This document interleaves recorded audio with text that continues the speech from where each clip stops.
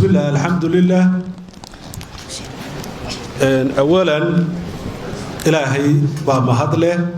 سبحانه وحان مهد علينا يا أكاديمي آدم أكاديمي ورنتي سؤال اسمي كلن كان وحكلوا أنا مهد علينا يا أخيار توضياشي هل كان فرديدا برخد جامع حرسي بطون وقران إيسان محمد علي وجي مهد العثمان وحكلوا أنا مهد علينا يا أخيارتا اللي يرضى أبدا runtii na soo sharfay caawa kulankan ka soo qayb galay saxaafadan iyadana u mahad celinayaa mahad celinta markan ka imaado erayara kaftana aan ku bilaabay odayaashana hadeerta is yara xansaday waxay yiraahdeen war maxaynu taraanay yaani dadkan soo camiray meesha mar haddaan intaaba nahay dabeetana mid kale u jawaabo wuxuu warday inaga ma hay qoliyo kale inoo soo camiray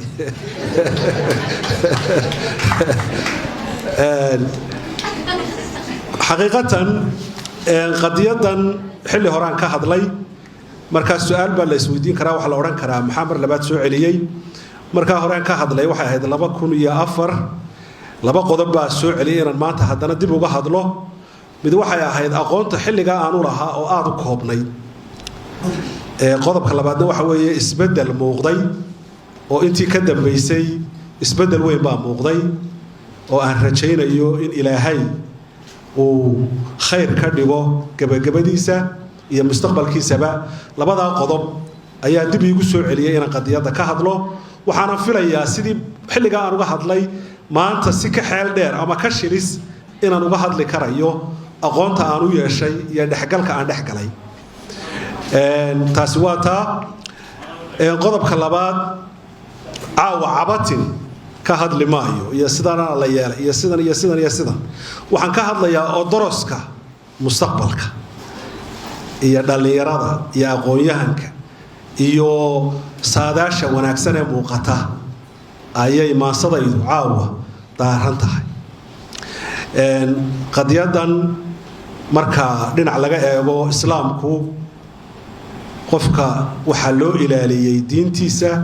naftiisa iyo sharafkiisa qadiyadan sharafkiisa ay soo galaysaa kibir bay soo galaysaa waxay noqonaysaa qof islaami qof kale oo islaama inuu sidaa u liido arin aad u halisa marka laga hadlayo qadiyadahan imika jawaabaha nagu soo noqday waxay yiraahdaan warniyo u dee imika iyaga qolada lafteedu ayaa wax ka khaldayeen oo gudahooda ayaa khaladaad badani ka jira laakiin waxaan oran lahaa waqtigii annagu aanu idin xisaabin lahayn ma joogne waqtigii laakiin idinku ay xisaabin lahaydeen yaa la jooga maadaama wax badan oo hadal aan ku soo tala galay waa ka tagayaa waqtigii oo kooban iyo odayaashii oo fadhiya waxaan gelayaa maasadayda oo fariinta ugu culus ee aan siday ah maasadaydaasi in yaroo suugaanyahanka qusaysaan yaan iftiiminayaa oo codka la yiraahdo salsalka weeye badaasay ku socotaa suugaantu wax la yiraahdo baday leedahay ama godad waa codadkii hore dhaqanka badaasay ku socotaa salsalka waa badii awrta lagu rari jiray ee islaamuhu awrta dhaanka ah marka habeenkii la fiidgudinayo lagu rari jiray geel hareeri ma daayo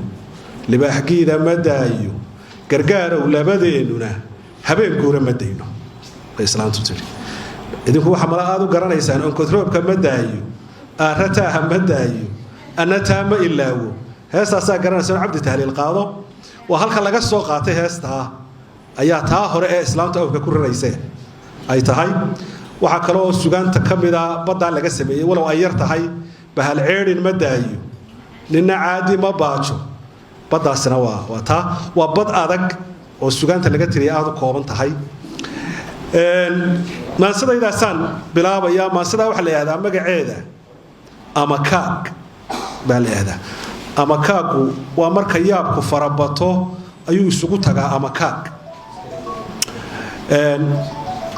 waxay leedahay arbegooha ma daayo geella ooga ma daayo nin adduunka ku noolina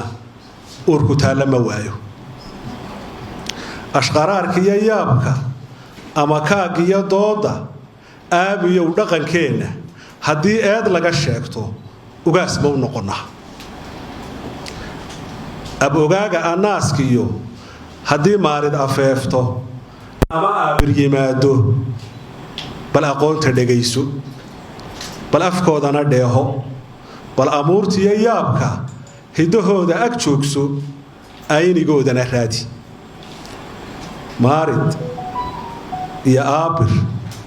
iyo annaas waa 3 magacoo ay beelahani leeyihiin intaa waa ka yar xadayaa dadka uma sheegaane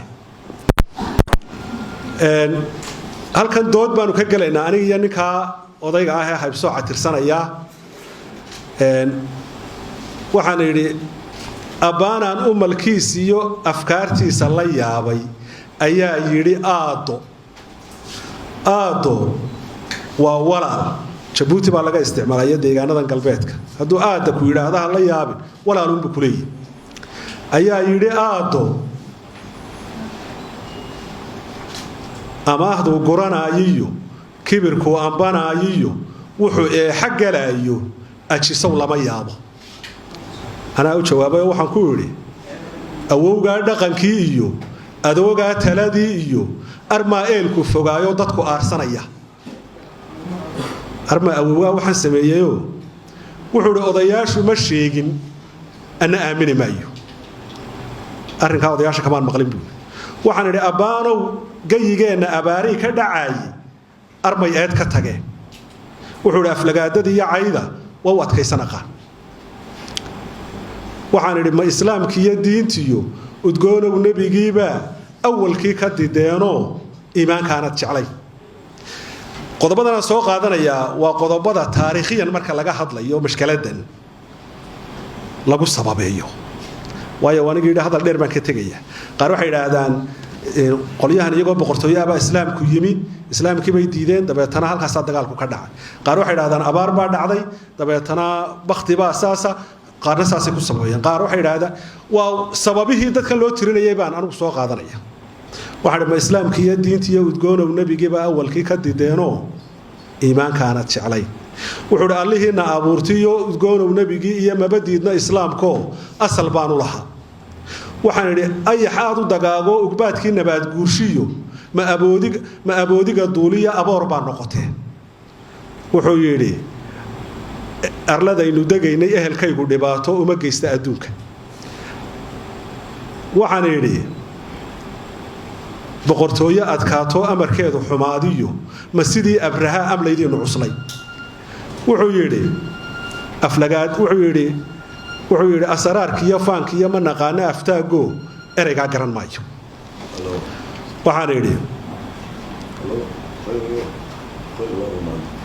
waxaan idhi markuu intaa yidhi abbaanow arrinkiin iyo aafadaa dami weyday halkeebaad ku aroorin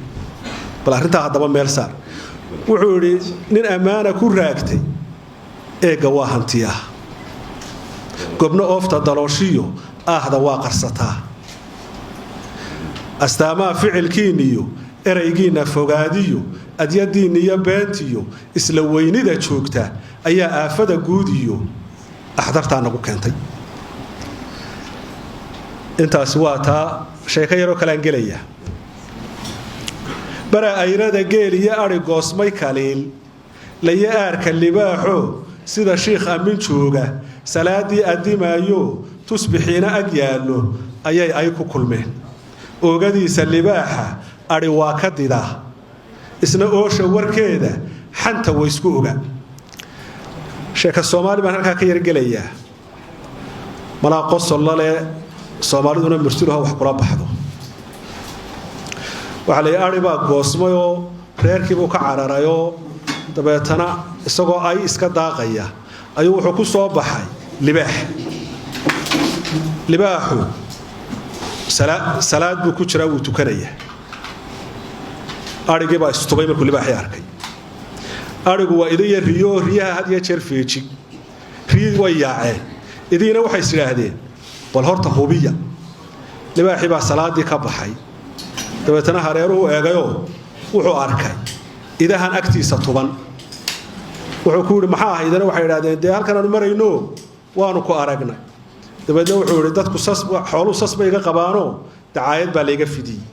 wixii waanigi iska daayay waan ka toobad keenay soo imka meed arkay inaan salaad ku jiro haaba yiraahdeen tusbax dheer baabu la soo baxay oo uu iska wardiyay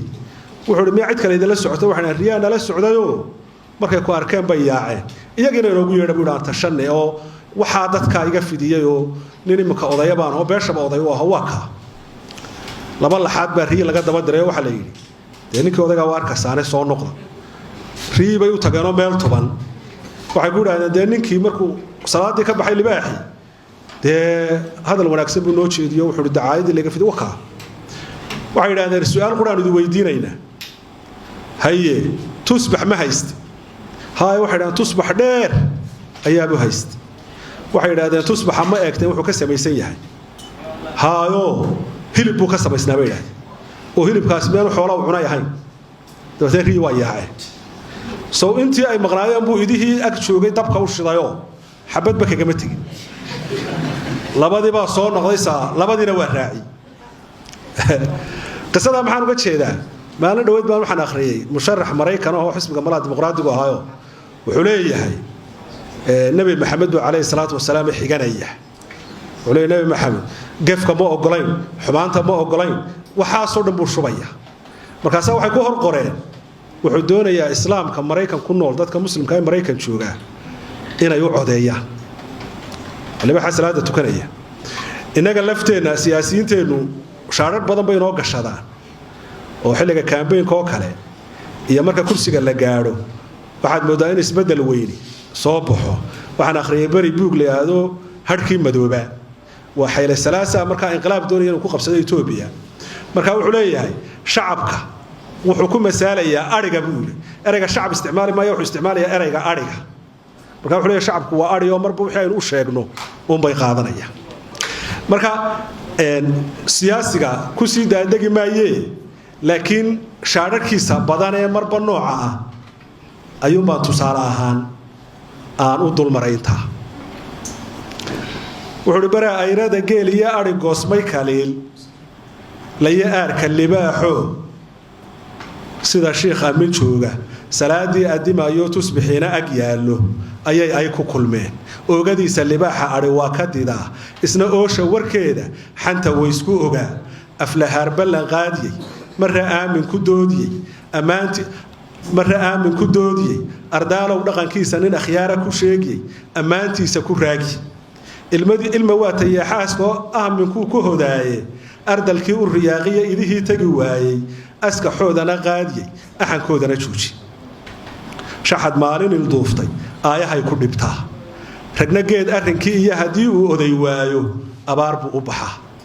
ama sheekh ama aw iyo sheekh iyo odayaasha dalkeeniyo wadaad aadanba sheego dar aqoon isbidaayiyo abwaan dooda yaqaaniyo ama awliya sheego ama oosha gabooyiyo beelaha la ilaaqiyo annaas dhiiranba sheego ama duubka ugaaskiyo dawladaha amarkoodiyo aynigii madax sheego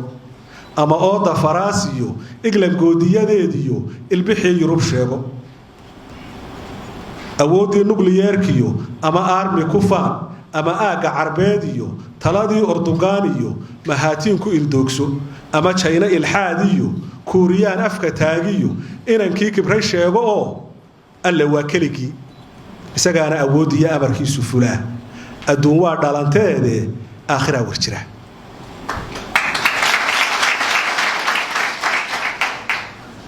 ergadii nabigii iyo alayhi salaatu wasalaam ee barruuxa yaqaan ee acmaashiisu hagaagto ayuunbaa ummadeeniyo aadmiga ugu sareeya PhD-na de ilaahay uu inooga warramayo qofka karaamada agtiisa ku leh PhD-na maaha dhaqaalana maaha tiknoolajiyada nuclear maaha ninka dadka u magaca dheer leh maaha de ilaahay uu inoo sheego wuxuu yiri inna akramakum inda Allahi atqaakum iimaan baa la isku muqoonaya ilaahay agtiisa markay tahay xaaladu waa iimaan iyo cibaado iyo alla ka cabsi afrikaanka madoowe abuurtii midabkiisa ifka loogu takooray waa tii aarkii madeeliya armayaalu kaceen oromaa ururkeediiyo ayaankeedu u hisho asaageed laga waabshay afkaartii taallay maraykan ama uunka madoowe isirkay ka dhasheen iyo abka loo xaqinayay maartin baa ereygiisiyo ololaha halgankiisiyo ku xoreeyay aqoon aayihiina dambeetiyo ubax baan arkayaa abbaanduulo hormuud iyo akhyaar baan maqlayaa abshir baan filayaa amaahdii ka maqnayd iyo rag wixii la ilduufay aabiyow garanayo ordayaaban aqaan haween eelka ku raagiyo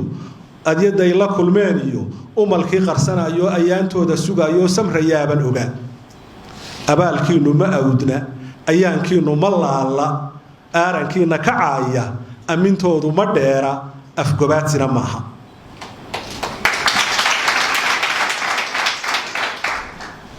markuu aarsan karaayo alle ruuxa xasuusta ajarkii lama koobin eebbihiina uumiyo aakhirayna sugaysee arrinteeda ogaada maalintiinnu way imanaysaaye dardaarankaygu waxa weeye maalintiinnu way imanaysaaye dee sida iyada xadgudbina markay maalintiinnu timaado waa khasab oo dee ilaahay baa inooga warramay wa tilka alayaam nudaawiluhaa bayna annaas ilaahay baa yidhi waa maalmo isdaba socda dunidu marka maalintiinnu khasab bay ku imanaysaa inagu ama aan gaadhin ama yaynaan gaadhin laakiin dardaaranku waxa weeye dee sida iyadii ha xadgudbin oo ha talax tegina oo xuduudda ha ka bixina intaasaa ku soo gabagabaynaya wasalaamu calaykum waraxmatullahi